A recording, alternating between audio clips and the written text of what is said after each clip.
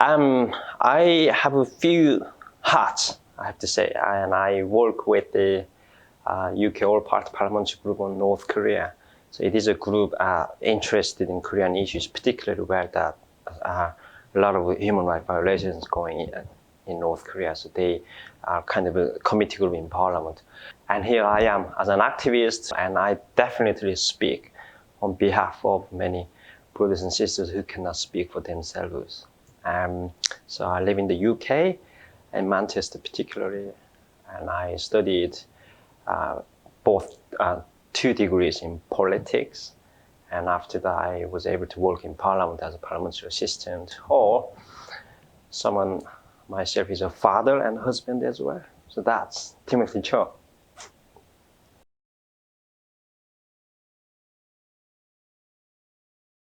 That's a huge question for me, actually. I mean, we all have our own stories of mental health issues. But if you ask me specifically my own experience, there has been lots of a roller coaster process. I've read one of the documents about some people who joined the war and came home, but one of the highest suicide or depression rates people come from the war background experience. And when I was reading that part, I had a lot of sympathy of that feeling, was able to understand, because they experienced seeing someone who died next to you or in their arms, whether both sides, enemies or allies part, and which my experience could go back to, even though I was not in that war situation, but where the circumstance, I experienced someone dying in a prison cell, or saw children died on the street, or you were going through times and again, and a few times experience of imprisonment. So that certainly was my one part of past experience where it comes to affecting mental health issues. But that story was not the end. Since I arrived in this country, then where you're going through flashbacks and nightmares, and the trauma, it comes time to time. So when you watch something, it reflects you. When you read something, it reflects you. When you hear something, it reflects you. But that trauma, it certainly takes you into darkness path. When you have that trauma, flashbacks, and experience of what you had gone through, we all have a different way of our own reflection. But my own reflection was, when you keep that kind of darkness, for a while I experienced it through hatred, darkness, and anger. And this was certainly could take you into path or even suicide yourself. And which I have at least a few times have thought over the past few years of my life in the UK, thought about even suicide, if you don't fight against it. And I remember one of the worst moments after I read of a prison camp and how people died and how people segregated in different prison cells between men, women, and children. And you could certainly go back to your own prison experience where I was myself. And I was imprisoned 3 times in China and 1 time in North Korea. Each time imprisonment could have its own experience with human rights violations and persecution. And even you see how people are screaming and tortured. That could just the story by itself could help you. Your life can end up somewhere in a different way than who I am actually. And it fills me, I am grateful that where I am, but if I did not fight enough against that past tale, I don't think I could have make progress where I am, what I'm doing, continue fight against that kind of dark push away. It's not just that I'm an activist against what's happening, persecution, violations, and my people are still in darkness. But it is also my own journey. I have to fight against it. Otherwise, I can't have my smile and life. And we see that different in the beauty of where we live in this creation. So, and that's my part of experience. And I'm sure you will ask me a few more questions, how I then manage to deal against with each time when I faced this experience, come back again and again. But certainly there have been huge process of fight and challenging and push away. And even a few years ago, I went to see a psychologist and professional psychologist, trauma counselor, who's been doing this work for over 40 years from Oxford University. And he tested all with that equipment, and he was shocked. And I was shocked. I never seen the graph. The graph shows how I was going beyond the normal person. That's what they call PTSD, post-traumatic disorders. But then I am quite dearly well. And he was still asking, "You still smiling?" And I told him, well, I think all we have that capacity and strength and resilience in our heart to deal with it, depends on how we fight and stand against it. And we all have experience of falling. We fall off many times. But are you staying there on the floor, or you stand up again, fight against it? Whether that is a kind of flashbacks and nightmares of your life on journey, or even you stand against that regime who continue to suppress and killing and imprison your own people. It's not only in North Korea. In many countries around the world happens. But what we are talking about here, mental health. And I have seen many students who have gone through depression and suicidal thought, or other mental issues from debt, families, or grew up without parents, lack of love, and that's how they continue to push them into some gray areas. But once we recognize somewhere there is something you can fight back against, what is that strength and resources? If we see that beauty in our heart. It's some part of our experience. I am still challenging it. I'm still fighting it, but it's a worthwhile fight. To survive and to become what I'm doing. And there are many reasons we can collapse. Because someday you come home with exhausted. Sometimes you get full of stress. That work tell you, why should I do this? Yeah. But there are probably worthwhile reasons why we do this. And we all maybe have families, particularly. When you look at our own children, some of their families, and the society, you help someone, and someone smiles. And we help someone with small things, when that someone pick it up with and be grateful to you. That's what we call pro-civilized, or our heart to recognize human being one another, how much we can transfer and change someone's life and help, support. It's not that I am only support you, then you come to support me back. It's how we interact with one another. I can tell you a few steps away from my young childhood stage.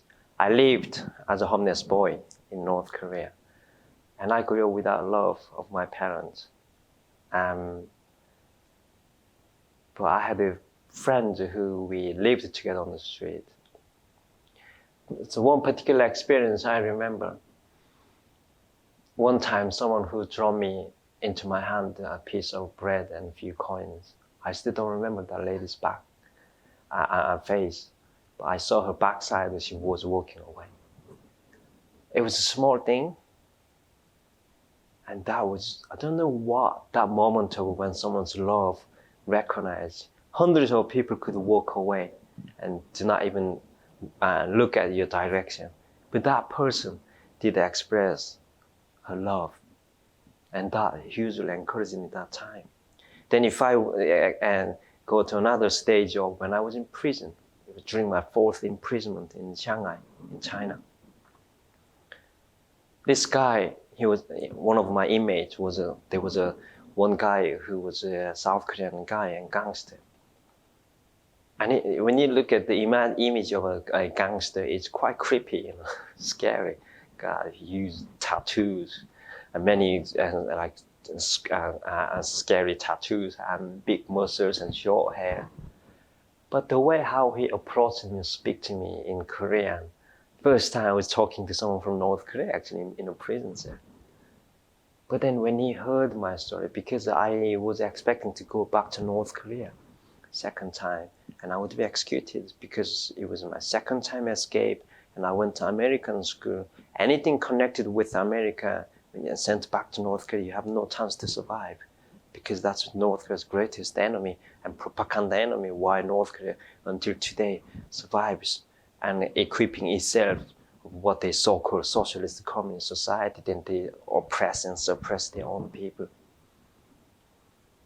But then when this guy heard my story that I would be killed when I sent back to North Korea, then the way how he told me, maybe you could ask someone called God to pray for your survival.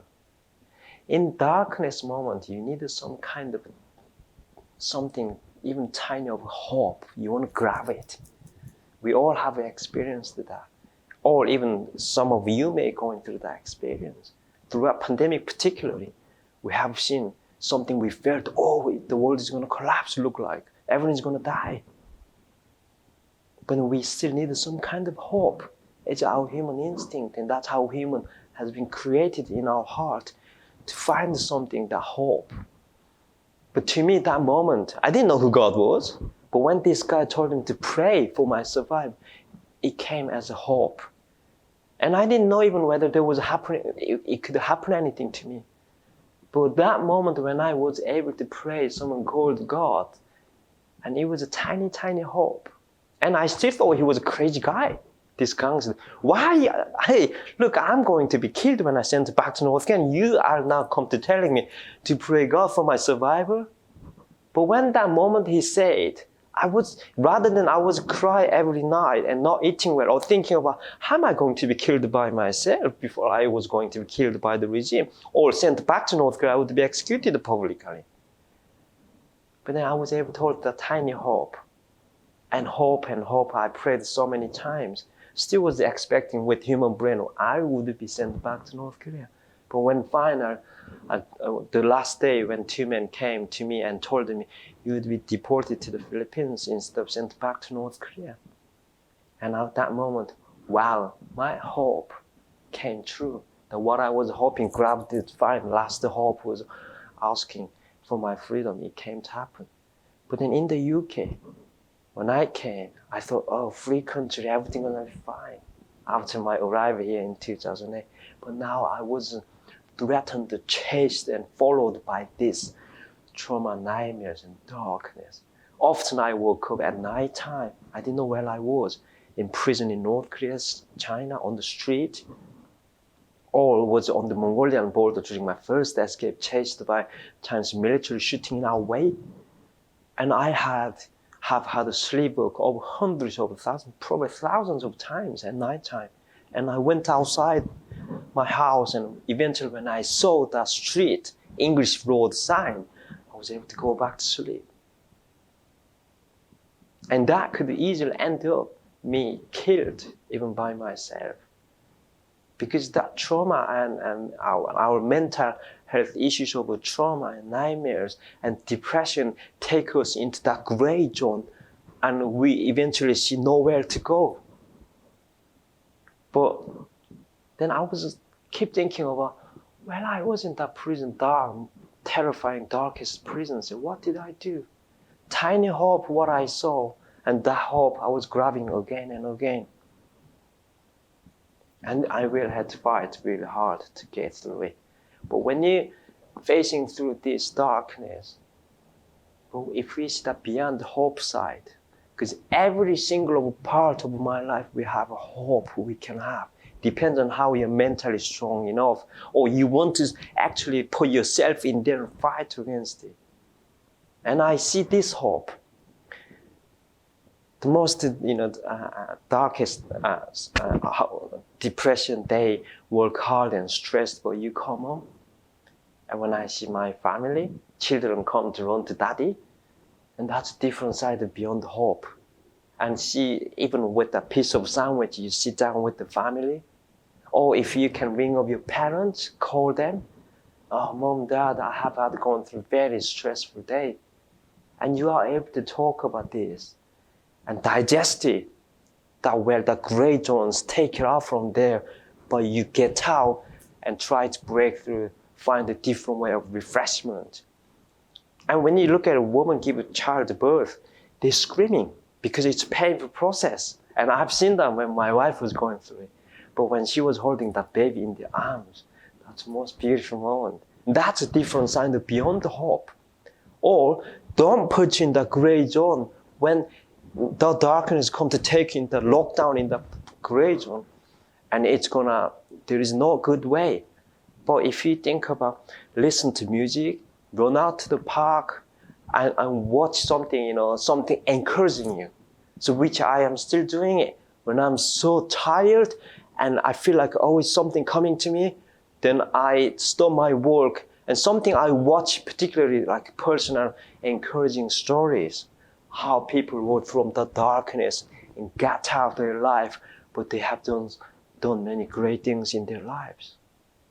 And I remember, this is, of course, it's a completely different story of it, but I watched the film of Winston Churchill, and in wartime when England was going through, whole Europe and whole world was going through darkness, what we call darkest time. And he was in tears. He didn't know what to do. He was going through his own mental issues that time. But then, and the beyond the side was happening, like when King George V called the nation to pray. And it was something trying to the other way to break through the darkness. And when it happened, and something was miraculously, and many fishing boats appeared, and they rescued over 300,000 British and French soldiers. They rescued them from that, the final process of pushing through that from Hitler soldiers going to kill them. But before that happened, they were able to rescue them. Individual life is not much different. In a way, we are going through struggle for many different reasons, many different issues, and traumas and depressions.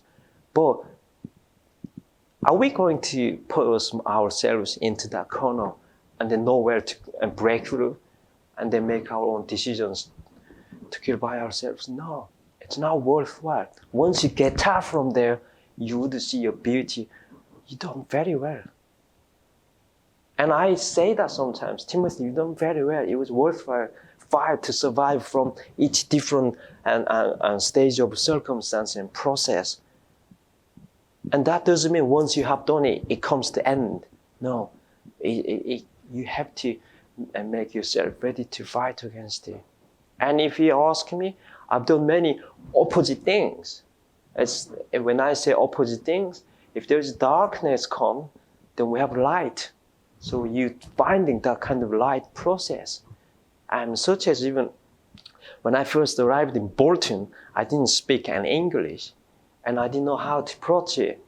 But when I was walking on the street, I saw a church building, and they were not just having church service, but they were also serving homeless people. So I wanted to do something. You don't know actually what to do sometimes, but things have look around the people who are able to encourage you, advise you, and yourself thinking about what could I have done? Because we all have a very unique gift in our heart. And when I saw that church building, I went there. I attended church service, but during weekdays, and I asked them, can I come to serve your homeless people? How do you serve? And they asked me, what can you do? But that moment, my English was 0 level, and all I was able to do was washing dishes. So I told them, I can wash dishes. Let me do that, please. So they said, okay, come there. And then I picked up another way. You could learn how to make a cup of coffee and tea. So that was another level you could be able to serve someone. And I learned how to make a cup of coffee and tea, and I served homeless people. And I made hundreds of coffee and teas. But in return, each cup of coffee I gave it to them, I asked them to teach me an English word, which I learned hundreds of English words. after through serving tea and coffee. After that process, I was able to join the college and learn English, and I did get my GCSE English and went to colleges, and I did 2 degrees in politics, and which I was able to move on to further steps. So each time when we are in certain that moment, we stuck, deadlock, we don't know what to do, forward, backward, but carefully think of who you are.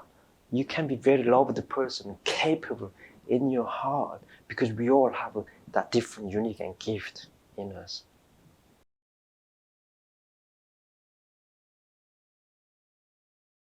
Hope is not far away. It is actually in us as well. In us, we can either encourage others, we can be encouraged by others. But if you really can't do anything like that moment, but think about it, how much all of us can be very loved creature ourselves. We are born to be loved. And it is one of the reasons we are actually competing. When we look at many young people these days, they are competing, all go to universities, and they want to find a good job, and they want to have something, a better life. But also when we look at that environment of competition, because we all want to be recognized. We all want to be recognized. Because once we are recognized, particularly when you look at rich people and celebrities, how they want to be recognized, because that recognition means, feel like you can be loved by public. But that is not something permanent. That is not nature. And I want to really encourage, I know many young people, particularly these days, we are in an environment of competition a lot, because we have technologies and new jobs picked up, through technology level of it. And some people cannot follow this competition because they think, I can't do this because I'm not better than that person. But I want to encourage particularly those people who are going through, if you have that mind, no, you all can do something, pick it up and love and encourage one another. And we need to recognize how much we are valuable people. And I know I don't have a good experience with my parents because I was left and I survived. But when my mother gave me birth, I think it was the most precious moment that she was holding me. And I remember 5 years ago, my mother rang me from a hospital in South Korea. I got that call when I was on a public bus in Manchester. And that she couldn't talk because she was paralyzed. But her doctor had one question, and she said, your mom written a question for you. And that question was, son, could you forgive me? And I cried on a public bus. I couldn't prevent my tears. And I told my mother, Mom, I have already forgiven you. And I explained to her what I have done my life since I arrived in the UK, and even expecting my work in Parliament in a few weeks' time. She was full of tears, and the doctor told me, your mom meant to die in a couple of hours. But she actually lived for 2 more weeks, and which I later attended her funeral. And I love her. I don't have any hatred of my parents, because things, if you are held by something, make you upset, anger, and causing the hatred, but that is not helping you. Yeah, that is not helping you. If you want to have something well-being, you are a person to be valued and loved. Put things laid down. It will help you and me, and which I am still. And never mind, don't worry about other people what they think of you. But I want to tell that each person of you who are watching this, you can be most loved person and valued. And that's all you were born for. And you can equip that gift in your heart and get out if you are any gray area and fight against it. And it is a worthwhile fight. Thank you.